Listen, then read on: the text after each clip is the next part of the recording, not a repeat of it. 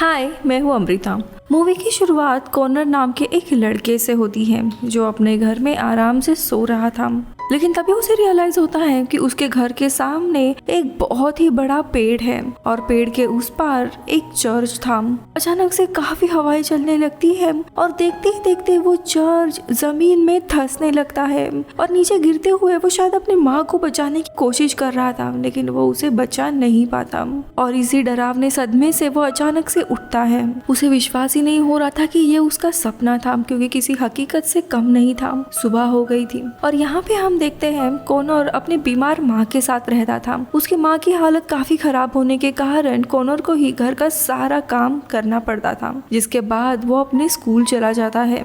School में Harry नाम का लड़का हमेशा उसे तंग किया करता था, जिसे इग्नोर करके स्कूल खत्म होने के बाद कॉनर अपने घर आता है। अब शाम के वक्त में कॉनर और उसकी माँ क्वालिटी टाइम स्पेंड करते हैं और अपने दादाजी के प्रोजेक्टर पे कोई पुरानी मूवी देखने लगते हैं। तभी कॉनर मूवी में देखता है कि कोई ऊपर के टावर से नीचे गिर रहा है और अचानक से उसे अपने सपने के बारे में याद आता है। इसीलिए उसे कल रात गिरा हुआ सपना एक कागज पर उतारने का ठान लेता है और ड्राइंग निकालने लगता है। लेकिन हैरानी की बात ये थी कि जैसे जैसे कॉनर चर्च की ड्राइंग निकालता है, वैसे वो देखता है कि चर्च के पास जो बड़ा सा पेड़ है वहाँ की जमीन पूरी धंस जाती है और वहाँ से कोई भयानक राक्षस जमीन से ऊपर आता है। फिर वो कॉनर की तरफ ही कदम बढ़ाने लगता है और जैसे ही घड़ी में 12:07 होते हैं, वो राक्षस कॉनर के विंडो के पास आता है और उसे आवाज देने लगता है। कॉनर काफी डर जाता है और छुपने की कोशिश करता है, लेकिन वो राक्षस कॉनर को अपने पास लेता है और काफी मासूमियत से उसे कहता है कि वो कॉनर से दोस्ती करना चाहता है और कॉनर को कहानियां सुनाना चाहता है। इस पर कॉनर जवाब देता है कि तुम एक राक्षस यानी मॉन्स्टर हो, मैं ना तो तुमसे दोस्ती कर सकता हूँ ना तुमसे कहानियां सुन सकता हूँ। इस पर वो राक्षस वापस गुस्सा हो जाता है और देखते ही देखते राक्षस अपना मुंह खोलता है और जैसे ही वो कॉनर को खाने ही वाला होता है कि तभी अगले पल कॉनर खुद को अपने डेस्क पे पाता है। वो काफी डरा हुआ था, इसीलिए अपने माँ के पास जाकर सोता है। अब अगले दिन स्कूल जाते हुए कॉनर की नजर उसी पेड़ के यहाँ पे पड़ती है, जिसके बाद वो स्कूल चला जाता है। अब स्कूल से आने के बाद वो अपने घर पे अपने नानी को देखता है, जिसे देख के वो कुछ ज्यादा खुश नहीं होता। उसकी नानी कॉनर को अपने साथ चलने के लिए कहती है, मगर वो नहीं मानता और दोनों की बहस हो जाती है। तभी अचानक से कॉनर की माँ बेहोश हो जाती है और नीचे गिरती है। फिर वो दोनों भी मिलकर उसे संभालते हैं और दवाई देते हैं। उसे सुलाने के बाद उसकी नानी भी वहीं पे रात गुजारती है। कॉनर पे रात को सोने जाने वाला था कि तभी उसे वापस चर्च वाला सपना फिर से आता है और वो काफी घबरा कर नींद से उठता है। घड़ी देखता है तो 12:07 ही हो रहे थे और तभी अचानक से वापस तेज हवा चलने लगती है और देखते ही देखते उस बड़े से पेड़ के यहाँ से वापस वो राक्षस चला आता है। लेकिन इस बार वो राक्षस कॉनर को अपने टहनियों से पकड़ता है और उससे रिक्वेस्ट करता है कि कॉनर उसकी कहानियां सुन ले। अब कॉनर भी चुपचाप उसकी कहानियां सुनने लगता है और वो राक्षस राजा रानी और उनके बच्चों की कहानियां सुनाते हैं। काफी सालों पहले राजा रानी और उनके बच्चे एक बड़े से महल में रहा करते थे, लेकिन कुछ घटना के कारण रानी और उनके बच्चे मारे जाते हैं। बस राजा और उनका एक पोता बचता है। राजा हमेशा अपने पोते का काफी अच्छे से ख्याल रखते थे, लेकिन कुछ दिन के बाद राजा खुद की दूसरी शादी करवाते हैं। जो नई रानी आती है वो काफी इविल और काफी बुरी होती है।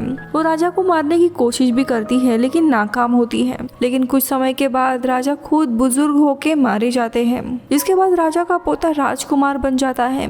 लेकिन वो नाबालिग होने के कारण पूरा राज्य रानी के पास जाता है कुछ समय के लिए। इस बात से राजकुमार काफी गुस्सा होता है और वो अपना महल छोड़कर गांव में जाके रहता है और लोगों को रानी की सच्चाई बताने लगता है। फिर गांव वाले इसी राक्षस की मदद से रानी पर हमला करते हैं और उसे हरा देते हैं और राजकुमार को अपनी जगह वापस मिल जाती है। कॉनर कहानी सुनने के बाद उससे पूछता है कि इस कहानी में आखिरकार गलत कौन था। तो वो राक्षस कहता है कि इसमें कोई भी गलत नहीं था, लोग अपने अपने कर्म की वजह से अच्छाई या बुराई में फंसते हैं। ये उसी इंसान पे निर्भर करता है कि वो अच्छा बनेगा या बुरा। अब कॉनर आगे उस राक्षस से पूछता है कि उसे अपने नानी के साथ नहीं रहना है। तो वो राक्षस कहता है कि तुम्हें तुम्हारी नानी से नहीं बल्कि किसी और से बचने की जरूरत है। लेकिन वहीं पे उस राक्षस का समय खत्म होता है और कॉनर वापस अपने घर पे आ जाता है। अब अगले दिन कॉनर स्कूल से वापस आता है, तब उसकी माँ की हालत काफी खराब होती है और वो कॉनर को बताती है कि उसके ट्रीटमेंट सही से काम नहीं कर रही है और नए ट्रीटमेंट के लिए उसे हॉस्पिटल में ही एडमिट होना पड़ेगा, जिससे कॉनर काफी दुखी होता है। आगे उसकी माँ उसे बताती है कि जब मैं नहीं रहूंगी तब तुम्हें तुम्हारी नानी के साथ ही रहना होगा और तुम्हें उन्हें सताना नहीं है, उनकी सारी बात माननी है। अब अपने माँ के लिए कॉनर मान जाता है। अब वो अपने नानी के घर में रहने जाता है। अब अपना समय गुजारने के लिए वो वापस अपनी ड्राइंग निकालने लगता है और गाना सुनकर दिन बिताता है। तभी अचानक से घर की घंटी बजती है। वो जाके देखता है तो उसके पिता दरवाजे पर थे, जिन्हें देख वो काफी खुश होता है और अपने पिता के साथ वो अम्यूजमेंट पार्क में चला जाता है, जहाँ पे दोनों भी काफी अच्छा टाइम बिताते हैं। वापस आते वक्त कॉनर अपने पिता से कहता है कि उसे उनके साथ ही रहना है, लेकिन उसके पिता नहीं मानते। वो बताते हैं मैं तुम्हें अपने साथ लेके जाता, लेकिन अभी समय काफी मुश्किल से गुजर रहा है, इसलिए तुम्हें अपने नानी के साथ ही रहना पड़ेगा। और इसी के साथ वो उसे वापस घर पे छोड़ देते हैं और कॉनर दुखी होके घर में चला जाता है। अब रात के समय में वापस 12:07 पर वो राक्षस कॉनर से मिलने के लिए आता है और उसे दूसरी कहानी सुनाता है। काफी सालों पहले एक गांव में एक फादर रहा करते थे और उसी गांव में एक दिन दवाई बेचने वाला इंसान आता है, जो एक पुराने पेड़ से दवाई निकालने के लिए आता है। लेकिन वो फादर उस पेड़ से कोई भी चीज निकालने से मना करते हैं। उस दवाई बनाने वाले को ऐसे ही जाना पड़ता है। लेकिन एक दिन जब फादर के ही बच्चे बीमार पड़ते हैं तब वो उसी दवाई बनाने वाले के पास जाता है और उनसे रिक्वेस्ट करने लगता है कि उसी पेड़ की दवाई मेरे बच्चों को दो। लेकिन दवाई बनाने वाले उनकी कोई भी मदद नहीं करते और उसे इनकार कर देते हैं, क्योंकि उसके कारण काफी सारे लोगों की मौत हुई थी। और फिर हम देखते हैं कि यही राक्षस उसी फादर का घर पूरी तरीके से तोड़ रहा होता है और उसी के साथ साथ कॉनर भी साइड में खड़ा ज्वाइन करता है और वो भी सारी चीजें तोड़ने लगता है। लेकिन सडनली कॉनर खुद को घर में पाता है और उसे रियलाइज होता है कि उसने गुस्से में किसी और की चीजें नहीं, खुद की ही नानी और नाना का सारा सामान तोड़ दिया है। थोड़ी समय के बाद वहाँ पे नानी भी आती है और इसकी ये हरकत से काफी हैरान होती है, लेकिन वो कॉनर को कोई सजा नहीं देती, क्योंकि उसे पता होता है कॉनर काफी मुश्किल घड़ी से गुजर रहा है, जहाँ पे उसकी माँ इस दुनिया में नहीं रहने वाली है। अगले दिन कॉनर अपने माँ से मिलने के लिए जाता है, जहाँ पे माँ की हालत और भी खराब थी और कॉनर को वो बताती है कि ये नई ट्रीटमेंट भी काम नहीं कर रही है, जिसके कारण कॉनर बहुत ही ज्यादा दुखी हो जाता है और उसी दिन वो उसी राक्षस के पास आकर अपने माँ को ठीक करने के लिए कहता है। लेकिन वो राक्षस उसे कहता है कि इस मामले में वो उसकी कोई भी मदद नहीं कर सकता और दुखी होके कॉनर अपने घर में वापस आता है। अब अगले दिन स्कूल में हैरी सबको बताता है कि वो आगे से कॉनर को परेशान नहीं करेगा, क्योंकि अब वो स्कूल में दिखता ही नहीं है। हालांकि हैरी अभी भी स्कूल में जाया करता था। अब अगले दिन मॉन्स्टर दोपहर के वक्त में स्कूल में आ जाता है और कॉनर को इनविजिबल मैन की कहानी सुनाने लगता है। एक इनविजिबल मैन एक ऐसा इंसान जिसे लोगों ने अनदेखा कर दिया था।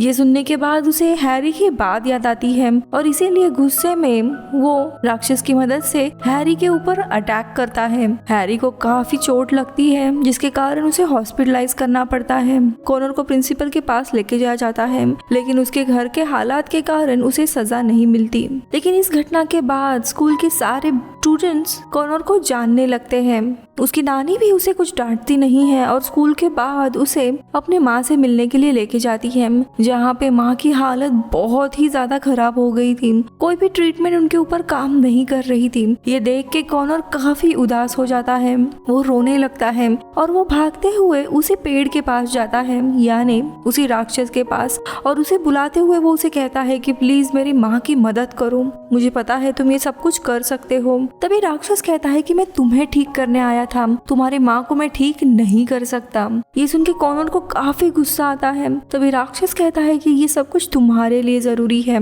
और मैं ऐसा कुछ भी नहीं कर सकता जिससे तुम्हारी माँ ठीक हो। कॉनर जोरों जोरों से चीखने लगता है और तभी राक्षस अपनी हकीकत बताता है और यहाँ पे मूवी का प्लॉट रिवील होने लगता है। जो राक्षस होता है वो उसका बुरा सपना उसके सामने लाता है, यानी कि उसके सामने देखते देखते वो चर्च टूटकर गिरने लगता है और तभी कॉनर देखता है जो नीचे फिसल रही औरत थी वो कोई और नहीं बल्कि उसकी माँ ही थी। और कॉनर उन्हें बचाने के लिए भागता है, उनका हाथ पकड़ता है और ऊपर खींचने की कोशिश करता है, लेकिन कॉनर उन्हें बचा नहीं पाता और वो नीचे फिसल कर मारी जाती है। कॉनर ये सब कुछ देख के काफी हैरान होता है, जिसके बाद वो राक्षस कॉनर से पूछता है कि अगली कहानी अब तुम बताओगे। कॉनर पहले तो चुपचाप रहता है, फिर वो राक्षस उसके ऊपर गुस्सा होता है। फिर कॉनर अपनी कहानी बताने लगता है। वो कहता है कि मैंने हमेशा अपनी माँ को दर्द में देखा है, जिसके कारण उनकी तकलीफ मुझसे देखी नहीं जाती। इसीलिए मन ही मन में मैं प्रे करता था कि भगवान उन्हें अपने पास लेके जाए ताकि वो इस तकलीफ से मुक्त हो। और तभी वो राक्षस उसे रिवील करता है। वो राक्षस आगे कहता है कि तुम्हें अपने माँ की इस हालत को एक्सेप्ट करना होगा।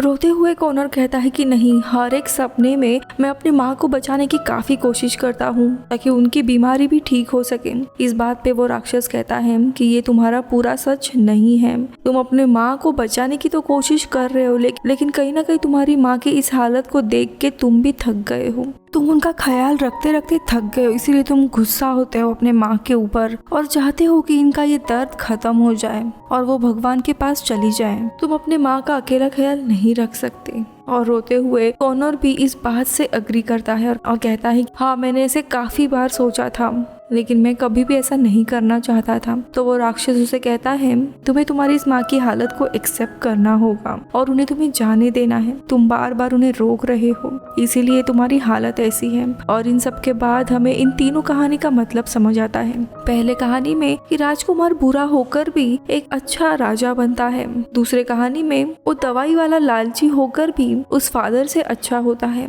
और तीसरे कहानी में इनविजिबल मैन सबको अपने होने का एहसास दिलाकर भी अकेला था। तीनों भी कहानियां कहीं ना कहीं कॉनर से जुड़ी हुई थी। तुम अपने सच्चाई से भाग रहे हो। फर्क सिर्फ इस बात से पड़ता है कि तुम कितने जल्दी अपने सच्चाई का सामना करते हो।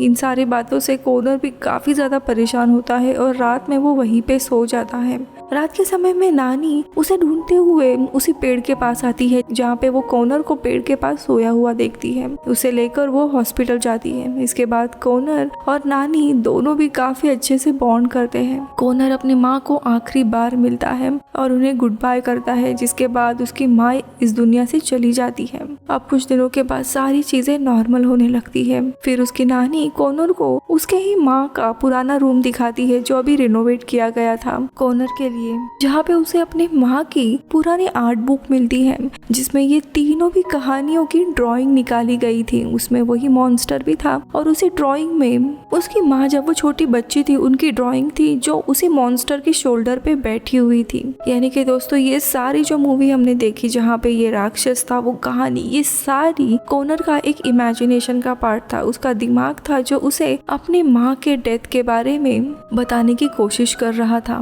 मॉन्स्टर दरअसल उसे सच्चाई दिखाने की कोशिश कर रहा था। उस चौथे कहानी के थ्रू हमें पता चलता है वो चाहता था कि ये सारी चीजें खत्म हो जाए, अपनी माँ जल्द से जल्द इस दुनिया से चली जाए, क्योंकि वो उनका ख्याल रखते रखते थक गया था। इस सोच के कारण वो काफी गिल्टी महसूस करने लगा था और राक्षस के माध्यम से उसे समझ आता है खुद के दर्द को खत्म करना ये सारे इंसानों की ही विश रहती है, जिसके लिए तुम्हें कोई भी गिल्ट फील नहीं करना चाहिए। और मूवी के अंत में हमें समझ आता है कि कॉनर की माँ भी अपने चाइल्डहुड में किसी प्रॉब्लम में जब भी फंसती थी तब वो भी उसी मॉन्स्टर का इमेजिनेशन करती थी और उसी की ड्राइंग उन्होंने निकाली थी और इसी तरह उनमें और कॉनर में एक कनेक्शन बन गया था।